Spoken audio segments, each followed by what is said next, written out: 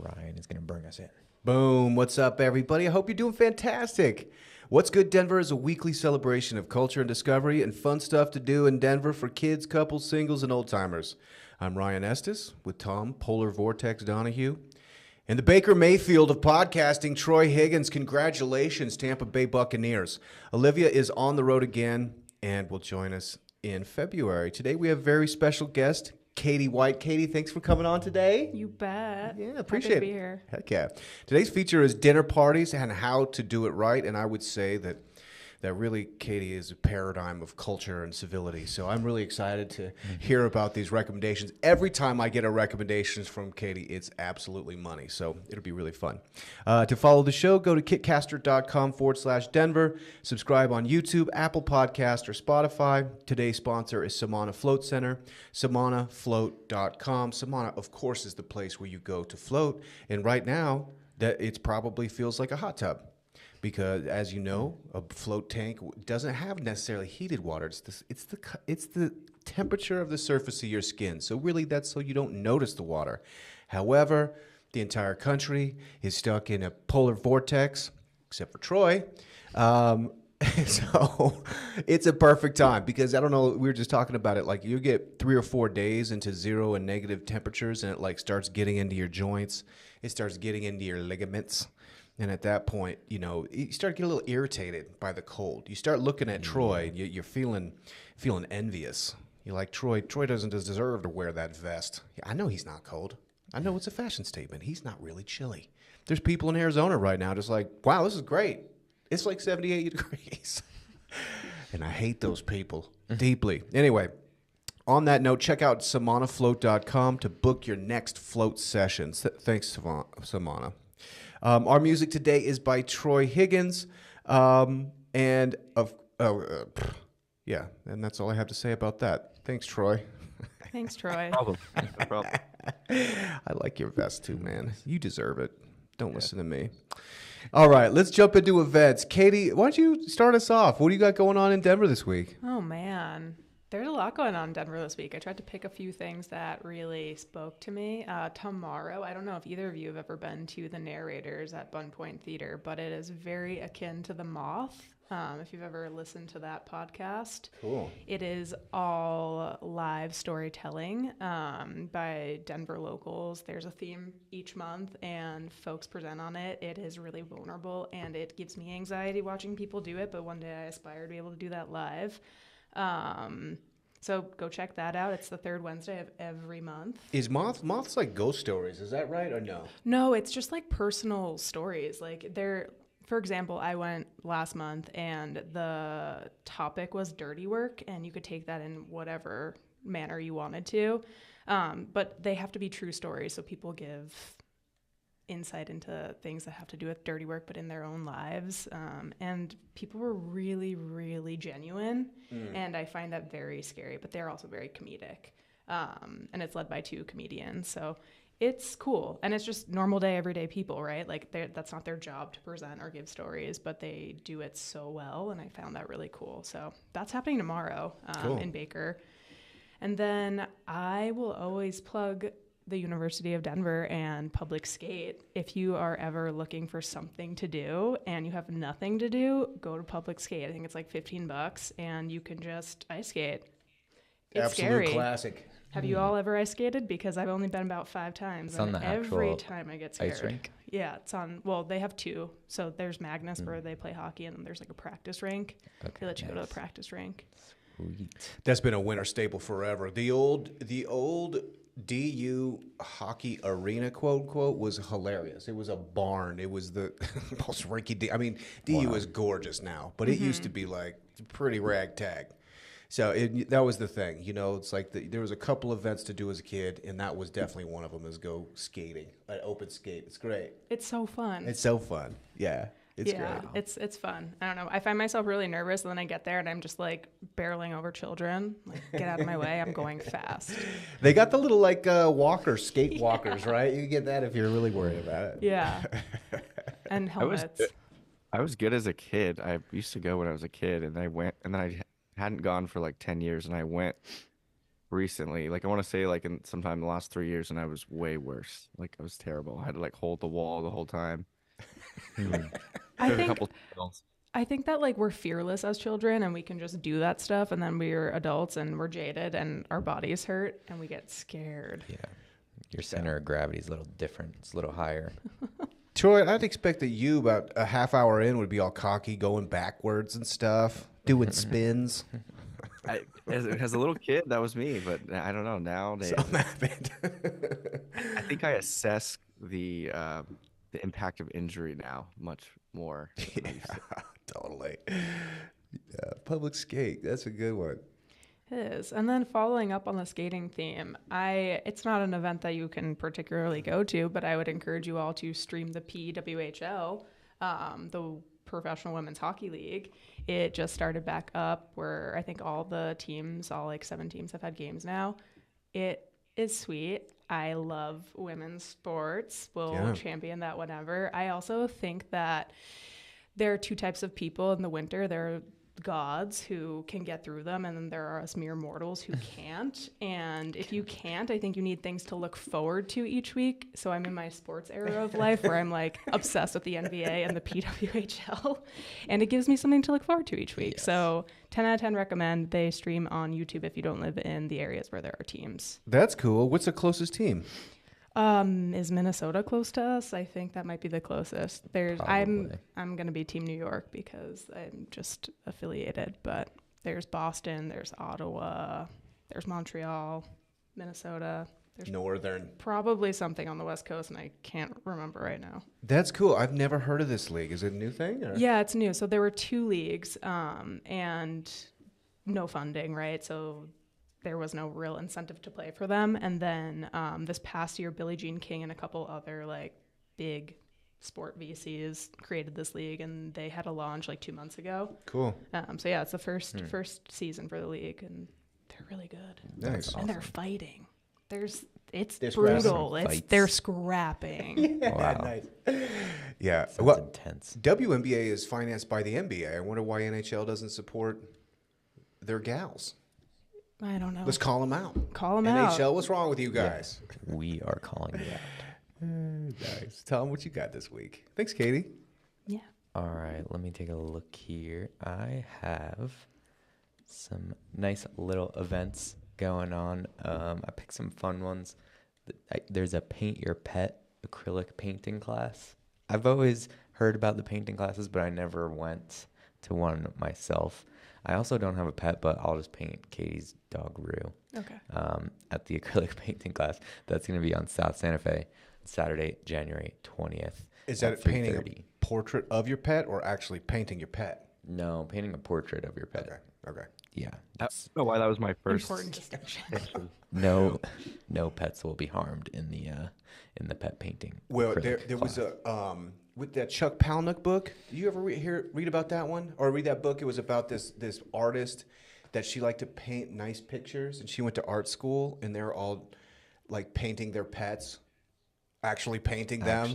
It's like this whole critique of like how art culture is so snobby and stuff.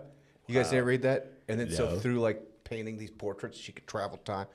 It was cool, but like it made me think of that. But painting your pet would be fun. Pet portrait time travel. That is pretty sick. The next one is very exciting, and these are happening all across the area. So not just Arvada. I saw a Thornton one. I think there was maybe a Lakewood one, but we're going to talk about the Arvada one. The Arvada Soup Taste Off. These are being run by the Kneaders Bakery and Cafes. If you've ever seen or been to one of those, there's a bunch of locations, and I think maybe all of them are doing this, but they have some new soups that they're trying to get opinions on. So Nice. on Saturday, you pay $15 and you're going to get a soup kit. And it's a take home. You take home 4 different soups and also 4 different types of bread, one paired with each soup. The pickup time is from 4 to 6 p.m.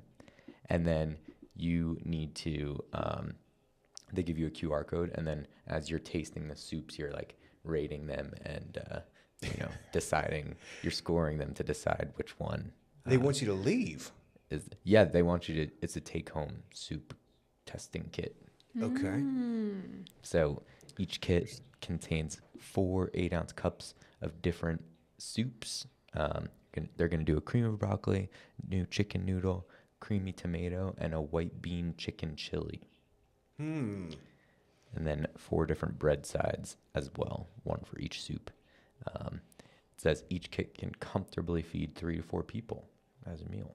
So It's a lot of soup. and it's $15 to participate because you're also providing them with some opinions on the soups. And those are classic soups. So Yeah. I could understand why you want to get a little feedback, because if you go to a baker or a place and they're serving up chicken noodle soup, it's like, bold move. Well, let's see what Bold. you got. Yeah, exactly. With This polar vortex that we've been having, I know, that's perfect. some soup and bread. So yeah, and it says they're very strict. It says pickup times from 4 to 6 p.m. If you do not pick up during the designated pickup time, you will be unable to pick up your soup. Whoa. Blacklisted. Yeah, you will not be picking up soup outside of 4 to 6 this Friday, January 19th, at your local Kneaders Bakery and Cafe. So, yeah, you can go. The link will be in the description. But So if you're the kind of person to go get food for a soup off, I feel like your rating's gonna be 20% lower. Naturally, you're gonna be a critic, right? yeah, Yeah, absolutely. but also you might just be trying to get 4 people's worth of soup for $15. Yeah, I you mean, could be hungry. Yeah, how much is a normal cup of soup? Probably like $2 to $3. Well, a cup Depends or a where. bowl. Yeah. These are 8-ounce cups. 8 ounce would be like half of this. Yeah, I think that's I think it's like 12 ounces. Really? So it's smaller than that? Oh god. Yeah, like a cup of soup These is are like small cups. It's $4 or $5. A bowl of soup you could expect to probably pay like $9. I bet Really? you. Okay. Sounds about right. Yeah. Dang. So Yeah. they're saying that 4 8-ounce cups is gonna be a comfortable meal for 3 to 4 people. Well, you got to think about the type of soup. You got a lot of cream-based soups. It's Yeah, gonna kill me, and it might kill a pilgrim, but it'll fill you up. I guess. Yeah. I mean, if I'm probably gonna be down in a full soup kit to myself if I get the whole. Dude, heck yeah. If I get the thing. You got dairy issues? Your Yeah, bread, does this come with a lactate? Yeah, I hope so. Your bread sides are rosemary focaccia, a French country sourdough, a hazelnut 12 grain, and an Asiago cheese. Okay. See, they're a bakery, right? Yeah, So this soup is whatever. They're just flexing their bread. maybe the bread is the That's real what thing. it is. Yeah. The asking for your critique is the marketing scheme. They're not actually going to take Yeah. any of that into account. It's just Campbell's in the back. They're just like, put it in there. Like, this soup is great. But like, I knew you would love that. But what do you think about the rosemary Yes, focaccia? yes. How did the rosemary focaccia pair with the chicken noodle? No, yeah, but anyway, That sounds good. 4 cups of soup and then those 4 breads for $15. That sounds like a pretty good deal as long It's as. a deal. But you gotta make sure you give them their feedback that they want. So don't forget to do that. Don't just get the taste test soup and then don't provide your opinion. Okay. Also, make sure you're showing up during the designated pickup time. Yeah. Yeah. Very important. If you're outside that pickup time, you are not. They're pulling the plug at 6 p.m. Yes. 6 p.m. No still. way you're getting any soup. They can't risk having you taste not fresh soup and bread. That's true. Imagine if it's cold. Yeah. Oh my gosh. Terrible.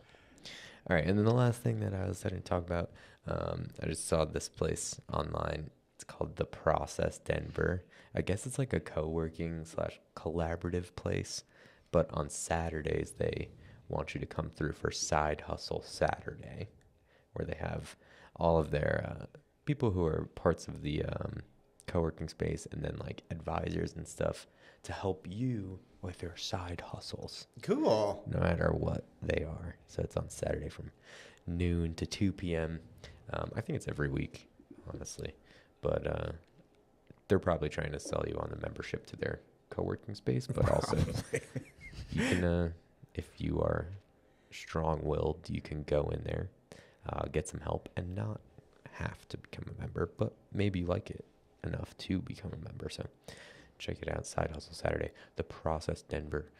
I think it's like $10 to participate and get some free help and advising on your side hustle. That's awesome. As a strong advocate of side hustles, like you Yeah. need to create support around you.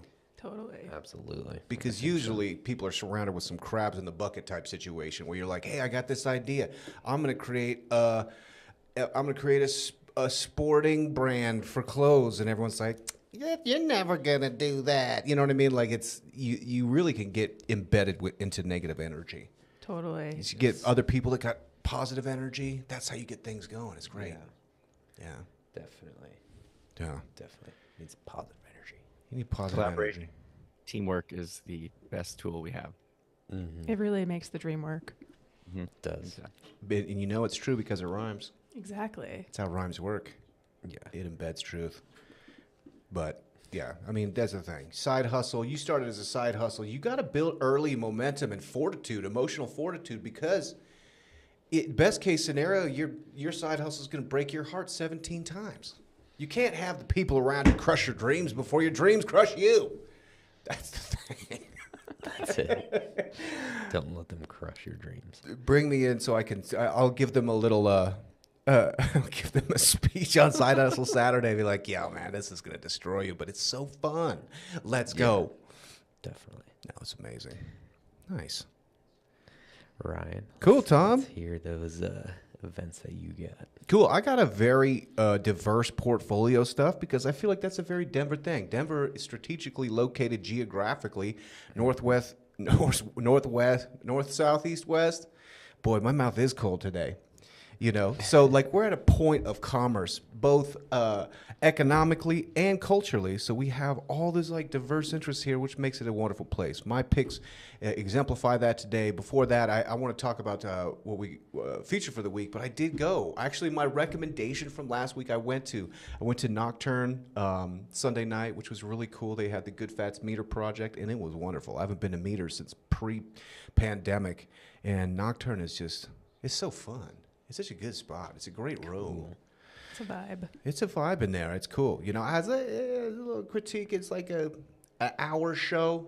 I feel like you're just getting warmed up, but it works for them. So I'm not complaining. So I have on Saturday we have the Pro Rodeo semifinals. The stock show continues on. I believe this is the final week, and there's also rodeo events going on all week. The semifinals is this weekend. We've got also on Saturday, we have Rocksteady Freddy and Friends, which is a ska and reggae party at the Little Bear Saloon. And that's on Saturday. I did a little research. Rocksteady Freddy is like a horn player. I think he plays keyboards and stuff. And he's well known for his ska and reggae music, which is so fun to see live. And then I've got on Sunday at the Muse Performance Space, which I've never heard of before. Apparently that's out in Lafayette. But it's a tribute to Max Roach, which is featuring Harold Summey. It sounds like Harold is new to Denver and is promoting this event. So if you don't know, Max Roach is one of the most well-respected jazz drummers that's ever existed. He's wonderful. So I'm really excited to hear about that. Plus, people promoting jazz events, you're talking about side hustles. That is the side hustle of side hustles. So definitely go check that out. At Nocturne, I went with a good buddy of mine, Jay, and he was like basically he lived at the Peck before the Peck was gone. So he's kind of like one of these guys, is like Denver jazz guys that was always out there supporting the music. And there's a strong culture and a strong community of people that do that. So if you're a jazz fan, and I know there's some out there, it's like part of that jazz fandom that you might be missing is going into the world and experiencing live jazz. So shout out to Harold Summey for putting together this tribute to Max Roach on Sunday. If I can make that happen, I'm definitely going to do it. That's what I've got. Otherwise, what we've got, NFL football playoffs coming up. What a weekend of NFL. Troy, did you watch some games? Yeah.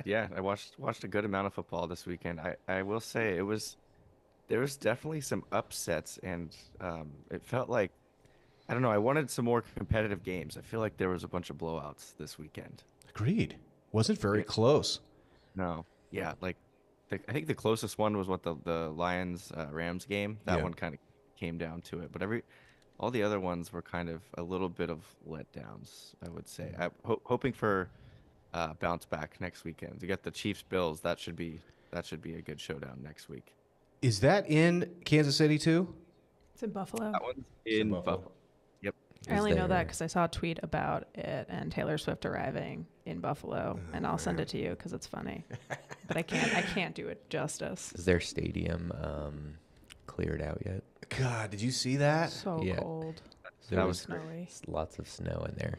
Weren't they like paying patrons to dig I out think the guests, parking spots? yeah, or the something? fans were coming into the stadium to dig out the stands. Yeah. And then I Whoa. saw, what was Paying $20 an hour to come to the stadium and shovel snow. and then I saw Steelers fans arriving and their sections are not shoveled. Really? Classic. Yeah, so they're just like walking into the snow. That encourages snowballs, though. That's the problem with that. Yeah, big snowball battle. Katie, is your winter sports obsession including football this year? No, I just have a Twitter or an X, and Yeah. I see satirical tweets about the NFL a I lot. see that a lot. Yeah. Did you see the shot of Patrick Mahomes' helmet shattering? I saw that. That was No. broken. That's crazy. That was like a hole. I a know. hole. Did you get rocked? I don't know Yeah, what he- happened. And it was so cold. Yeah. Oh, Fragment of his helmet came off, and he played like I think another 2 or 3 snaps before they made him change the helmet. Like, could you imagine going in for a tackle and like get your hand in there on that sharp, freezing cold plastic? Cold. oh, Terrible. Oh, or it gets like shattered into your skull, just like stabs you in the Yeah, temple with a piece of exactly. helmet. that is sketch. It's not good PR for that helmet manufacturer, and that is his helmet particular is known to be like very safe because it has like giveaway panels. So the idea is it doesn't like bounce. It's supposed to like give away and like take the but Yeah. they didn't take -4 into consideration, where that little giveaway panel just becomes like a Doritos Yeah, that's not good. breaking off in the guacamole. Not good. Giveaway panels. Nice. All right, let's talk about what should we do? Highlights from last week, or we want to go into the feature? Should we start? Let's start with the feature. So All right. I believe we're talking about, and Olivia teed us up. We're talking about dinner parties, right? And like what goes into a good dinner party. What do you do well? Where do you have rooms of improvement? What can you recommend for a dinner party? So, Katie, start us off. You're an expert, some might say, in dinner parties. The sum is you. What's your go-to? How do you approach this challenge? Yeah, I think something that's really important about just hosting in general is having your own taste, and knowing what that is and building community around that. So the meat of the dinner party, if you will, are the people that you have there. Whoa, wait, what? Right? We're not eating them. Oh, okay. That's the meat of it. Metaphorically. Yeah, metaphorically. Excuse me. Sorry, not taking a yellow jacket spin here. But I think a lot of it is just like making sure that your taste is curated to the people that are there and vice versa. But as far as what I think makes a successful dinner party for me personally is the vibe. Yeah. Curating that. And a lot of that for me is centered around a theme.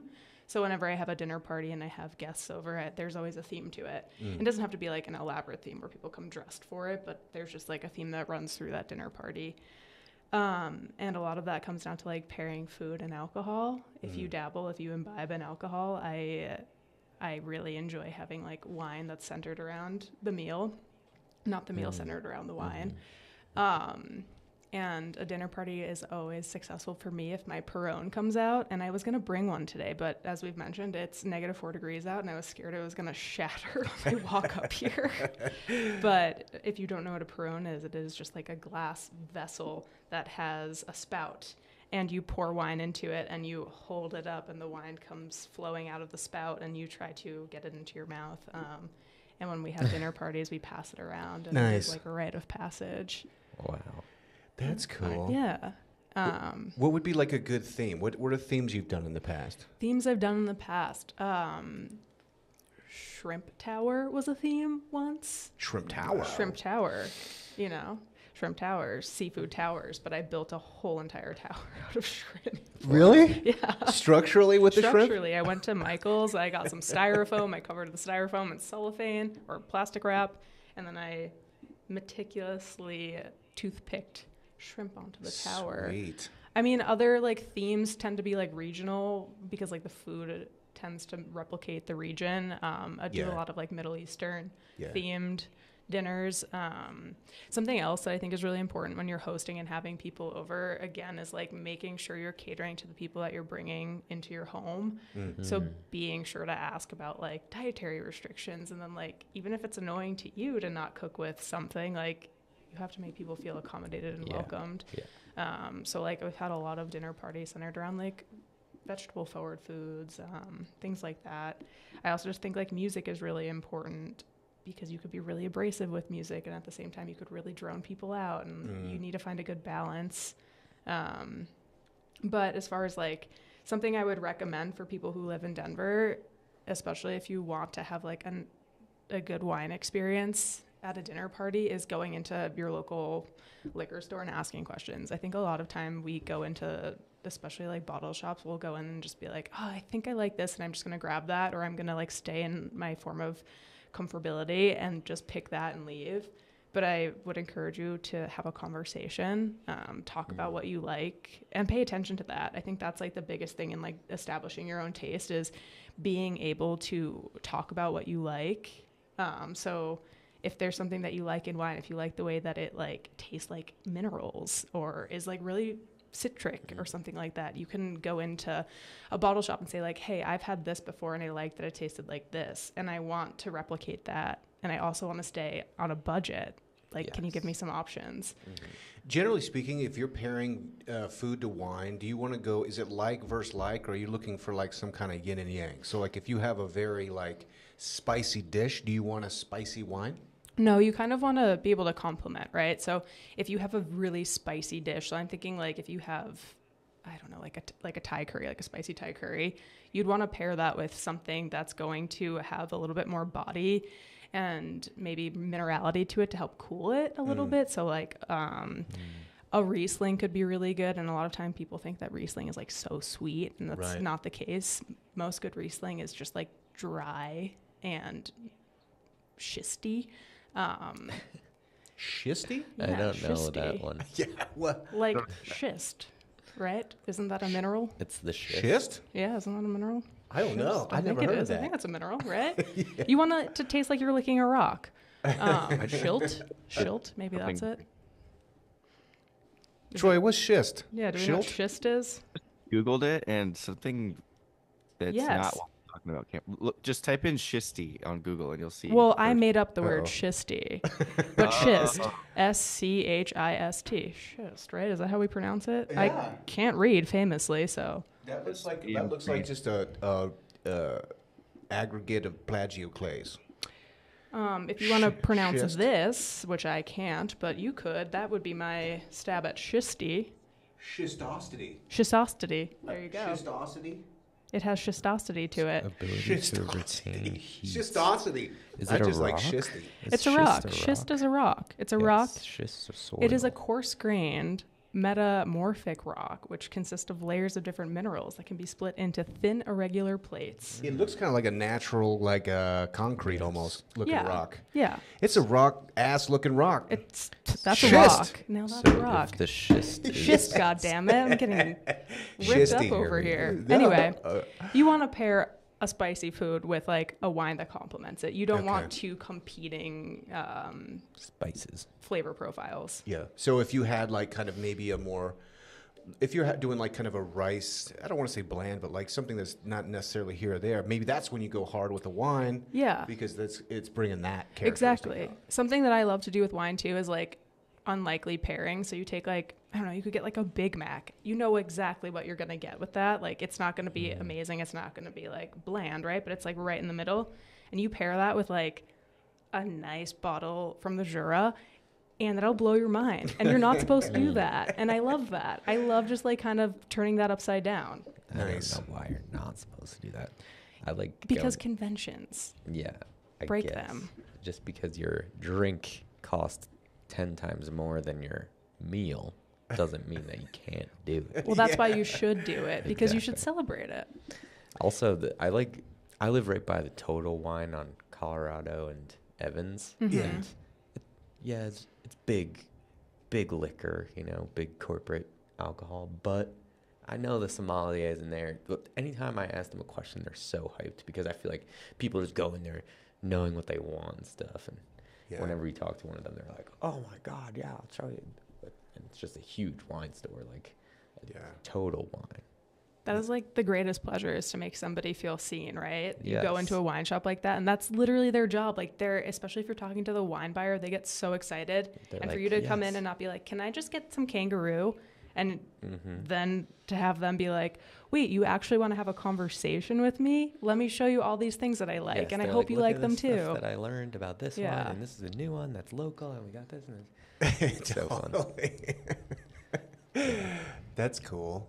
Nice. So check Well, them. those are my tips. Just cater to taste and like play around with taste. Ezra Klein had a really interesting podcast about a week ago about like developing taste and how snooty taste can be, and how there's a dichotomy of good taste and bad taste, and oftentimes good taste is just like a monoculture, because we live in a world of streaming and instant gratification, that like taste has become such a monoculture. And then the Yeah. other side of taste is bad taste, where people just like don't have taste because they find it to be this like futile thing. And tea kind of prods that you move beyond that dichotomy and just experience, right? Like, you're never going to be able to develop anything unless you experience and try, and you ask questions, and you're genuinely curious. And if something makes you feel emotion, then to like continue feeling that emotion, find Distill that it. elsewhere and distill it. And I really think, like, not to be really like annoying about it, but I think that's like the core of a dinner party, is being able to like evoke emotion and Yeah. distill that emotion and share it with people. Show people something new, too. Exactly. And Perone people. Yeah, I want to get one of those. Yeah, Perone people. I love Peroning people. Don't wear white to Don't wear white. Katie's out. Please don't. You No, know, I had someone don't know if spill these the look Perone on my white Perone. couch. Oh no. It's fine. I lived. Is it Price you pay. Perone? American culture is unique, and it's so young. Like, we don't really have a lot of rituals and stuff. That's why I'm always impressed with like Italy. That seems to they know how to do everything. Yeah. Where you start. There's that place, Voghera, on Tennyson, and their specialty is like they're the place you're supposed to go. Like, apparently this exists in Italy. You go there on your way home, before you get home, for a quick drink and a little bit of food before you go home and eat dinner with different wine pairings. So like a lot of the cocktails have like all of those like what do they call them? They're Like aperitifs. Yeah. Yeah, but where they're like very, very herbally. I mean, Jägermeister is probably the most famous one, but they Like have different Amaros. yeah, Yeah. exactly. And so like it's all these bitters and stuff that you have before dinner for your before dinner snack. Before you go home and eat more, It's perfect. Yeah, and it's so perfect, So like they have like their food culture and like the way that they just like love life is all based around this. You're like, Yeah. oh, how is my body feeling? That will dictate like which aperitif I have 1st. And then you have a digestive after dinner, and it settles your stomach. Yeah, It's amazing. It is the best culture. it's the best. It really is. Then a little gelato with some champagne. Why not? Because Why it's almost not? time for bed meal. Yes. Wow, you're reminding me. Another crucial part of having anyone over for dinner is having Underberg at your house. And if you don't know what Underberg is, it is a digestive, and it comes in a little bottle, and it's wrapped in like a cardboard paper, and you have to pull the paper off and twist it off, and you have to like shake it into your mouth, which is fun to watch people do, but it settles your stomach, and it's great after a big meal. Underberg? Underberg. I've never heard of that. I haven't had that. Check it out. You can Underberg. collect the caps and send them in, and they'll give you gifts. Nice. Yes. I've been Googling a lot of stuff. I found some nice Perones. Love a good Perone. You can buy them at Mr. B's. It's a local liquor store here. You can also buy Underberg there. Nice. This sounds awesome. Troy, what do you have to contribute to dinner parties? What's on the agenda for Troy Higgins' dinner party? Yeah, I think I mean I totally agree with everything Katie said, and I think the ongoing theme that the the overall vibe I think is arguably the most important factor is just creating a vibe. And there's a lot of different things that go into carefully articulating the vibe you want at your dinner party. And I think Katie touched on a lot of those. I like Tom's category he chose is definitely big, but I'm gonna save that and let him talk about the one I'm Thanks, not Troy. stealing. I know you probably have lots of things to add, so we can go back and forth on that category. Yeah. I chose something a little more technical because I've made this mistake before, which or it's just kind of the logistics of actually knowing like your capacity and what your space can hold and really what your kitchen can do because I've made the mistake of having a dinner party where you invite way too many people and you don't have the correct amenities or um, real estate to like set food down. I think understanding your space and planning correctly for the correct amount of people that's going to be at your party, and then also that kind of plays into guest selection.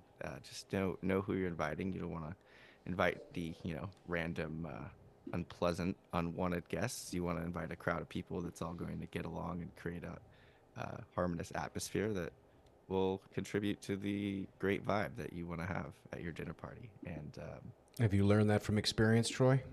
Did you invite an unwanted guest? oh yeah, oh yeah. Yeah, I'm sure we've all had, that some sort of guest that, at their party at one time that maybe wasn't the greatest fit for that part. Can Totally. happen. It could definitely happen.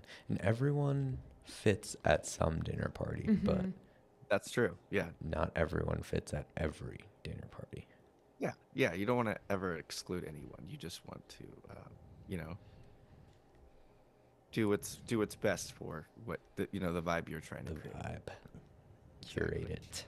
And then, yeah, I think Tom, I'm gonna let you take off with yours because I'm a big fan of what you chose. I think it's also super crucial. Yes, definitely. And Troy, you can help me out too. But I went with the ambiance category. So, I mean, Katie touched on generally, all the main factors, but I think we each had a little area that we wanted to focus on. Um, ambiance and lighting, or sorry, ambiance as in lighting and music is what I was focusing on. So, two very important things that can completely change the vibe of your dinner party, no matter who the guests are. But also, you want to cater these things to your selected guests and intended vibe as well. Um, lighting is always fun. I mean, you know, try to have a unique piece of lighting, whether it's a cool lamp or like a new LED thing that you got from TJ Maxx. Uh, Are you a Maxinista? I just saw some TJ Maxx LEDs the other night at a party that I was at, and the guy said that they were like $3 for like 5 of them. Whoa. And they just changed the vibe of where I was at. So Neoliberalism. he also happened to be a LED deal connoisseur, this guy, and he said that TJ Maxx get a lot of good deals on cool lighting. He also said Really? that the FedEx store, like for whatever reason, always has like lighting. I think there's some companies that rather than like accept the returns through FedEx, they just have them put it up for sale at the FedEx store, and some like LED sales lighting distributors are At the FedEx part store? of that. Yeah, I don't know. Maybe it's just his specific FedEx store, but he said that you should try your local FedEx for some good lighting deals. But yeah, TJ Maxx. Where else did he say? Like craft stores and stuff. You can find cool, unique lighting pieces. But yeah, I think lighting can really change the atmosphere of your dinner party, whether you're just dimming the lights or maybe you're adding some color to the scene. If you have a theme, your lighting can really help to accentuate that. That, a nice spotlight on that shrimp tower probably Obviously. go A a long spotlight. way. With the crab legs sticking out too. I mean, Yeah. come on. Yeah, just like one little. Did You you gotta take create Did you take shadows. lighting into consideration on the tower? No, not really. But I did put it on my buffet that has overhead lighting, so it was hitting it in a nice Yeah, way. see, as long as people could see it, that's. Yeah, I mean, But maybe next time you'll find a nice, like how they do like painting. Dude, with a spotlight would be specific so light sick. just for it, but on your shrimp tower. The Rembrandt of Yes. shrimp towers. Yes, or maybe you light it with 2 different LEDs, different colors. yeah, or have it project onto the wall, kind of like one of those Yeah, yeah, thingies, and then yeah. What are Even- those called? You could even Gang signs. get your you can even get your spotlight, hit the shrimp tower, and then also utilize the shadow of the shrimp Exactly, tower. that's what I'm saying with Yes, the shadow, yes, and then you have an art installation, and it's ever evolving. Amazing. Oh And my it's god! changing as people eat. Here we Dude, go. a spotlight would be so fun. Yeah, exactly. Oh my That's what I'm gosh. saying. You got to think about these things. And then, Troy, I'm sure also contribute to the music factor, but Katie touched on this before. You got to choose a vibe that is curated towards your audience, not a type of music that only some people like, and definitely not a type of music that's like too loud or too energetic for specific types of people. Like if you're drowning the one quiet person out because you and like 5 people at the party like house music, but he or she is the only person who doesn't like house music. It's aggressive for and, dinner. and can't even hear. Dude, there's some chill house out there. That's a good point. That's a good point. Some nice chill stuff. That's what I was trying to say. Would you lead into dinner with some house music? Though? Maybe you would need to dance before dinner. Work up an appetite. Just Vibe. yeah, an after dinner vibe for sure. Just an example, but something that is not going to drown out the most quiet person at the party, Yeah. and definitely something that is not going to be too quiet for the loudest person at the party. Maybe some vinyls, Get a little vinyl set up. Have your guests each bring a record. Ooh, nice. That's I nice. have guests pick out records. Yeah, see, Just yeah, they a don't little get to bit of bring their roulette. own. Yeah, they don't get to bring their own, but they pick from yours. Yeah, That's good because you at least have some control over the Yeah. situation. sort of. There's something comforting immediately too. If they're listening to their music, they're like, okay, I'm someone else. Yeah. They're home, but I'm hearing my music. I got something warm in my hand. I'm eating food really quick. Yeah. Exactly. They're Also, relaxed. I know Troy can probably resonate with this, but there's nothing like hitting your guests with some hi-fi, high-quality sound. Mm-hmm. Get your studio monitors out and the sub and Yeah. get them hearing music in a way they haven't heard in a while. Like, Really build a gain structure so when it's quiet, it's still like hitting. yeah, you You're can. like, Oh ooh. man, it's great. They're like, wait, I can Well, that sounds talk but good." still feel the bass. It's like, yeah, got to get some studio monitors at your house. Duh. I love doing that, but my neighbor doesn't love when I do it. Trade-offs. Yes. That's why you have to invite your neighbor. Well, then we're going back to the unpleasant guest conversation. Fair enough. Fair enough. Yeah. Heidi always. Oh, go ahead. Sorry, man. I have nothing against my neighbor if he's listening. Shout to your neighbor. Yeah, Heidi. The music selection. Heidi's always done a great job. She would put on like the Pink Martini station on like I think it was like Pandora, and they got it on Spotify now, which is kind of like a Parisian kind of feel, acoustic Oh, that's Parisian nice. kind of thing. Or she'll put on like Sinatra a lot, which has a very like Yeah, that's definitely dinner party vibes. good vibe, you know. Little Sinatra. Yeah. Well, so what's your music of choice then, Tom and Troy? If you had to pick a record right now, if we were all having dinner together, Appetizers first. Appetizer. And then, what are you putting on? I mean, I actually have a dinner party playlist. Of Nice. course. Is it not? It's not played shuffle either, is it, Troy? It starts with track 1 and progresses. I think you could do it either way. I think either way. That's pretty incredible. Nice. Yeah, but for me, soft or quiet music like jazz, soul, soft rock, that type of stuff is more up my alley for dinner. Something pleasant. I like putting, especially if it's like not like a party, even at a party. Anytime I have people over, I like having music that also has visual. So like a YouTube video or something, like Yeah. get some Tiny Desk concerts on rotation, or maybe the Mac Miller Sea Turtle combo video, if you guys know what I'm talking about. Yeah. Hold on a second. There is a Mac Miller album that syncs perfectly with the incredible journey of the Sea Turtle video. Yes. So if you just type in Mac Miller Turtle, The Incredible Journey, the album syncs perfect with the movie Turtle, The Incredible Journey. And Really? it's actually crazy. Oh, really? It's insane how perfect. Like the turtle will be like going through a struggle as a baby, and like the lyrics are like perfectly alluding to what's happening, and then like something bad will happen, and like a strike in the music happens. Like it's really great. But something That's like cool. that where people can have something to watch, but also it's not something that you need to watch. Yeah. Yeah, I like to have a video aspect if there's going to be people hanging around and chatting. Nice. Yeah, I like the video aspect too. In the summer, you can always have baseball on, which is great in the background, very calming. I've done it many times, having UFC on, and that doesn't really work. That kind of UFC gets a little more, it turns it into a UFC event Yeah. when it's on. But then I've the been in back is plenty to the UFC kitchen, parties. and then it's like we're watching the fights, and Yeah, yeah, that's usually come over, watch the fights, not come over for a dinner party. yeah, It's like we're Totally. ordering pizza, watch the fights. exactly. We're not eating shrimp. No, but maybe good Maybe fistfuls, but not towerified. spotlights Just coming smacking out. each other with some stone crab claws. Nice. These are Sounds good. these are really good recommendations. I mean, what I prepared is just what you might call the foundation. Some might even call it the bedrock of a good party. Some might even call it the schist of the party. You know, Shisty. You have to get shisty. you get shisty with this one, but really it's just like timing and pacing Yeah.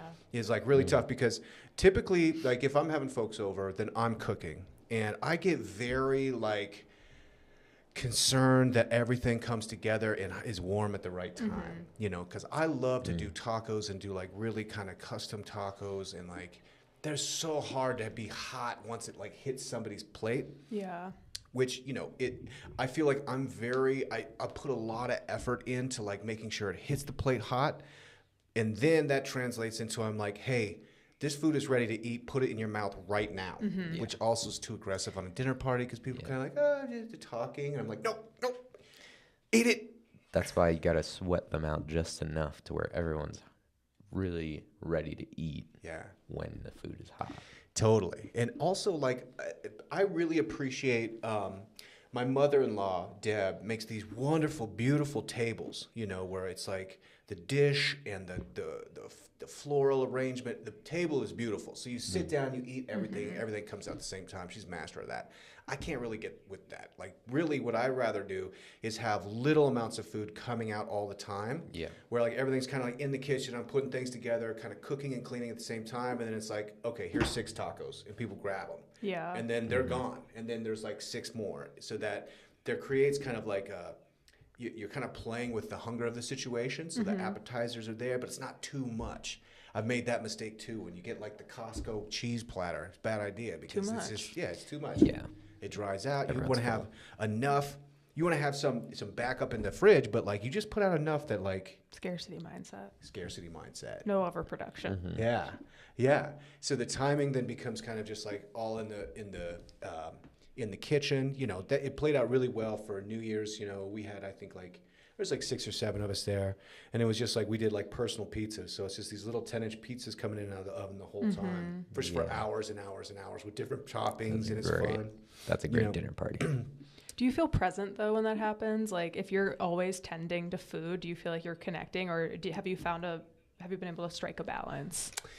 Yeah, not really. You know, it'd be overwhelming sometimes cooking for a dinner party. Totally. You know, and you're just like, at the end of it, you're like, I failed. Because I didn't have a good time. Yeah. You know, which is hard. But, you know, if it's not a barbecue, because you're tending the barbecue, you know, that's fine. And you can put everything on a plate or whatever. But when you really put in the effort, it's like you have to figure out the rhythm so that you have an opportunity to chill a little bit, you know. Definitely. Last thing that I hosted was more of a housewarming party. Yeah. So but it was barbecue, so food included. Yeah. I wouldn't consider it as a dinner party, but it's always good to have a few trusted barbecuers or sous chefs Yeah. that you can Totally. say, hey, warm these tortillas for a minute. I gotta go talk to Johnny about his new job. Totally. So that you can get some guest time in, but your trusted sous chef is handling it while you're away. Yeah, that's important. The pacing of alcohol too. That's why I'm always interested in like how Italians do it with their aperitifs and stuff. Because I've been to dinner parties before. Perhaps I've been guilty of it myself. Is you start with cocktails, and if you lead with 2-3 cocktails first, boy, it gets Woof. yeah, it's a long night. It's exciting. It's a long night. If you ever had a host that's completely hammered, it's tough. It is tough. It's tough. Food takes forever. You're like, what are we talking about? Meat's coming out at 11. If we're fine, be like, dude, I've had It's 4 or overcooked. 5. Yeah. I'm You're ready overcooked. to eat. I'm hungry. So the pacing the booze. What do you start with then? Do you start with a little like one of those herbal kind of aperitifs?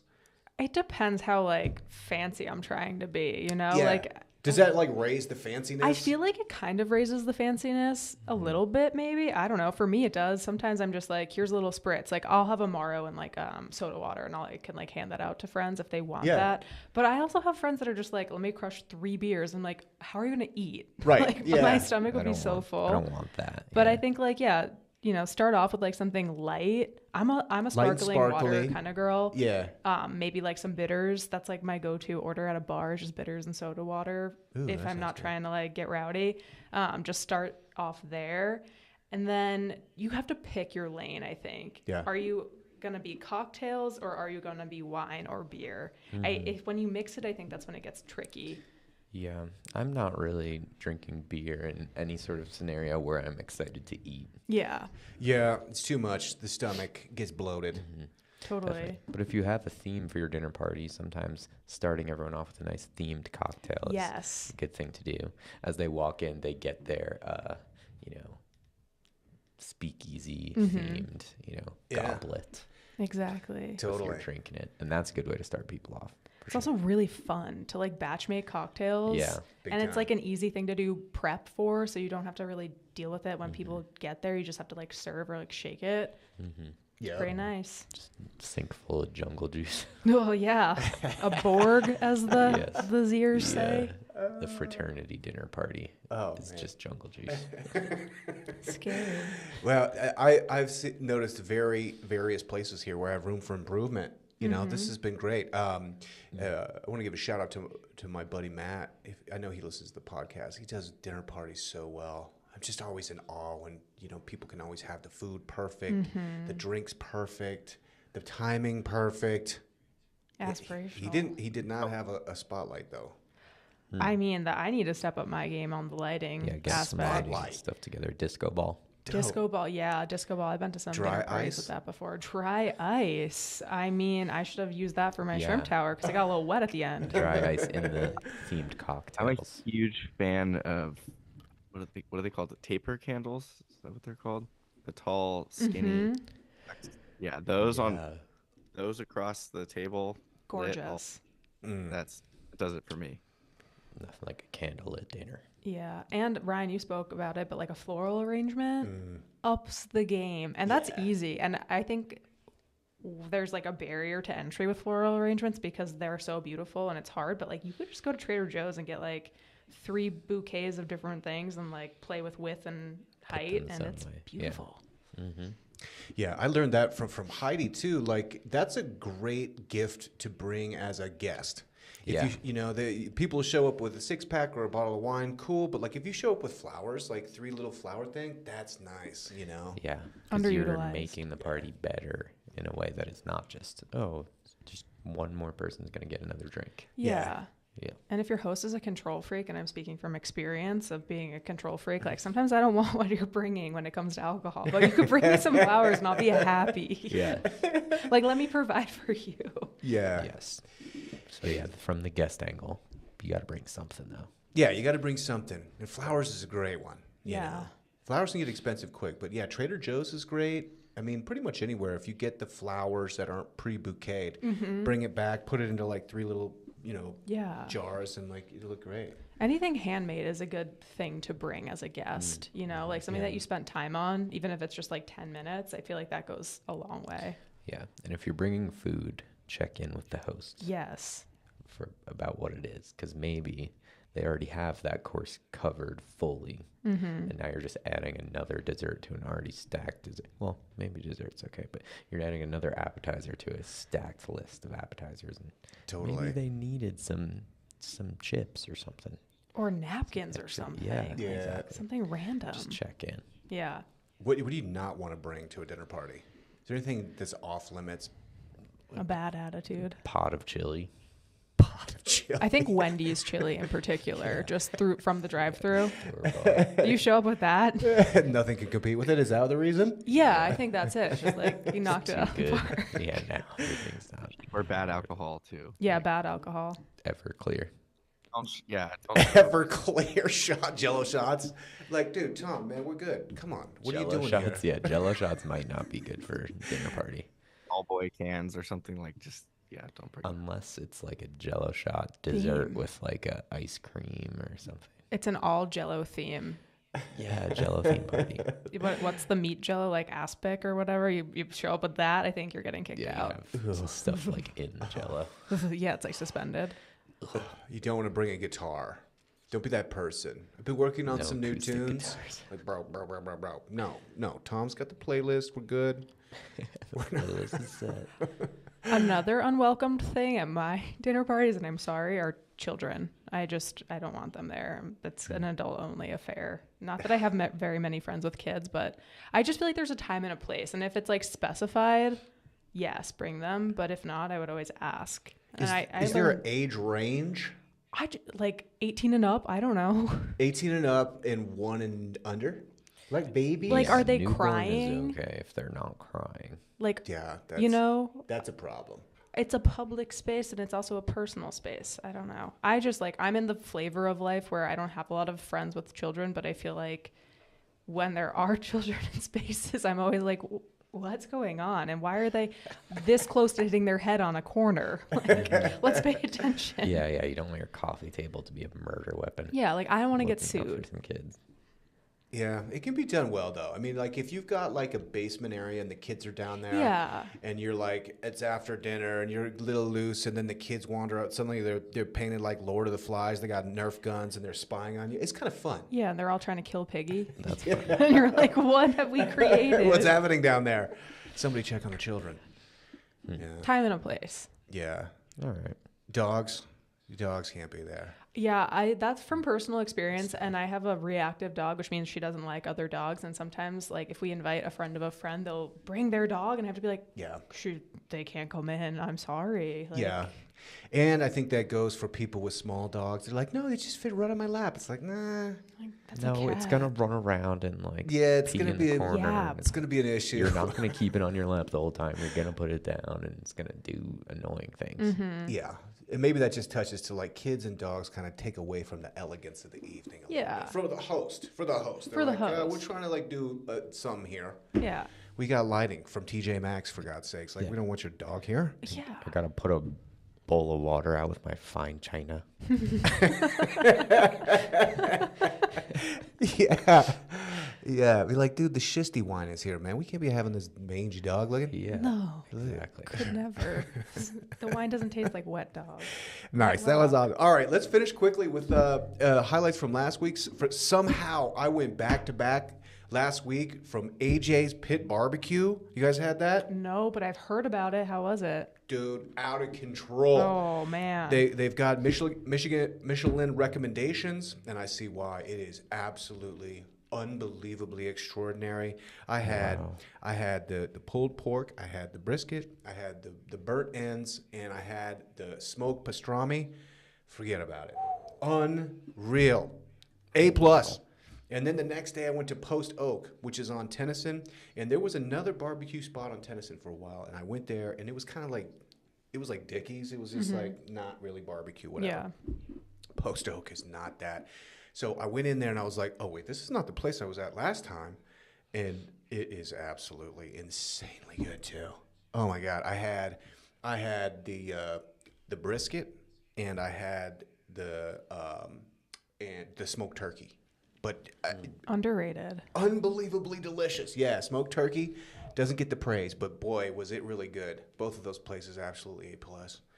I can't recommend them enough. So happy about it. Highlight from last week, Katie, what did you have? I bought an NFT. I don't know if it's a highlight, but it's just something different in my life. And it's just a proof of subscription to a newsletter, to a website. You So, wild woman. I feel crazy, guys. Let loose. What a week. What a week. My God. Just so I could read some critique. Newsletter subscription NFT. The newsletters, it's an NFT. Yeah, it's a website. So it's not for the newsletter. It's for like, so you can read like gated articles or whatever. Yeah, paywall. Yeah, paywall. Thank Yeah. you. It's just like a different form of paying for a paywall, but now I have an NFT freshly minted. Nice. I think that's what they say. Anyway, Tom, Is it an Ethereum NFT? it is an Ethereum NFT. How much you pay in gas to mint that? Oh, I didn't bring my phone with me, so I don't know. Oh, I think I paid like $68 for it or something like that. okay, that's good. What percentage of gas? I think that was at $68, huh? 50%? Well, I No. paid 60, and then I think the $8 went Yeah, it towards would all have of been those like fees. anywhere from $5 to $10. I would say fees. But I realized that I could have just not, because I paid with it through my credit card, which was dumb because I have crypto that I bought a while ago that I could have just used and probably saved some dollars. Yeah, We all do that. Anyway, I'm true. just gonna let that one sit there for a while and see what happens. It'll be worth like $2 in 3 years. Yeah, but you will have lots of newsletters and lots of information Yeah. that you've gained from that. And I have to commit to it. If I buy it, I have to commit to it. That's true. My highlight was the Devil's Thumb Ranch. Cool. It's like 15 minutes past Winter Park in Fraser, Colorado, and it was cool. We were gonna go there for like a nice lunch, but a new thing that they were doing is that only the guests could eat in the restaurant there, which we thought was kind of a dumb thing to do, because we went with a large group with a bunch of money and we're ready to spend on a large tab there. But no, they said, oh, you have to be a guest to eat. It was a large enough group to where they were even like, what if we just buy like a room for the night so that we could eat? And they're like, no, everyone has to be a guest. Wow. Really? It's like, yeah, that was wild. But anyway, still a really cool place. We went there. They have a lot of cool activities to do, winter activities. You're close to Winter Park. They have a nice game room because it was like a work event for McKenna's work. So we went down to the game room. We played some games, some pool, some ping pong. They have mini bowling. Ooh. Cool. So it was a cool place to be. And you can go there, take the family, whatever, do some winter mountain activities. The Devil's Thumb Ranch. Nice. That's awesome. In the summer months, you can definitely eat independently. They get a little cocky, I think, in the winter months. Is it like a dude ranch, like an all-inclusive dude ranch? Is that what it is? Like, Yeah. Yeah? It's kind of like a resort ranch yeah, Yeah. experience. like They a got, bougie ranch. They got like Yeah. horses. They got Yeah. skiing stuff. You can do cross-country skiing there. Yeah, it's rad. Horseback riding, fly fishing, mountain biking, zip lining. I don't know. It was nice. It was really nice there. Sounds cool. That's cool. That's it. My highlight from last week was I made a little trip up to LA for some festivities. Went to Universal Studios on Saturday. That was some friends. That was fun. Saw the new Mario World and yeah, rode some rides. So that was cool. And then went out to dinner that evening. Went and had some drinks and then did some apartment hunting the next day. Struck out, unfortunately. There was one place that was kind of cool that we liked, but there was this crazy neighbor living next door. So that completely deterred us from taking the place. Immediate no. You're not coming to my dinner party. Yeah, you are not invited. Yeah, exactly. The property manager was letting us in through the front door, and he came like running over with some notice in his hand that he got on about his gardening, something with his garden, and he was like verbally attacking her as we're coming for this tour. Like he was like no. he was insane. And yeah, we did the tour and everything, but afterwards I definitely don't want that guy as my neighbor. Oh man. Can I guess that's you like evict someone when their lease term is up if you just don't like them? I think so. I think you can like do things because I've had lease terms end where my landlords have just been like, "We're not renting anymore," Yeah. and I'm like, "Oh, I was gonna say Oh, that person's sweet. probably well clearly inhibiting their ability to rent to new renters. ugh." I don't know if that's really a highlight, but there was other good things that happened. But yeah. Universal and the LA Yeah, trip. Universal That sounds like a sweet. highlight. Oh man, Troy, hearing you trying to find an apartment in LA is like navigating a minefield. Yeah. Oh, Yeah, it's a process. It's been a for long sure. journey. nice. Yeah, slowly but surely we'll get there. Tremendous. I know you will, buddy. Okay. Katie, thanks for hanging out. Yeah, thanks for having me. This was awesome. We went a little later, but I feel like it was necessary because we covered some important ground here. Did you guys get your highlights in? Yeah, my NFT. Oh, the My- NFT, my yes. N- The TF, Nocturne. as yes. I wrote, because I couldn't NTF. remember what it Yes. was called. Yeah, Nice. big crypto. Oh, bell over here. did I share a highlight? You did. You At the talked about the beginning. Nocturne. Oh yeah, the Nocturne. the, yeah, the meter. yeah, totally. That place was awesome. Nice. Such a cool place. That's it. Big shout out to Katie White for joining us today. Is awesome. Shout out to SamanahFloat.com for supporting the show. We really appreciate and love you guys. Go to kitcaster.com/Denver to follow and subscribe to the show every day or every Tuesday at about 10:15. We'll be streaming on YouTube. Join us there. And that's a wrap. That's all we've got for the week. I hope you guys thaw out. I hope your pipes are in good condition. You know, open those cabinets. Make sure they don't get frozen. Put a little space heater in the basement if you need to. You do not want to deal with a broken pipe. No. So I hope you guys are well. Thanks, everybody. Bye.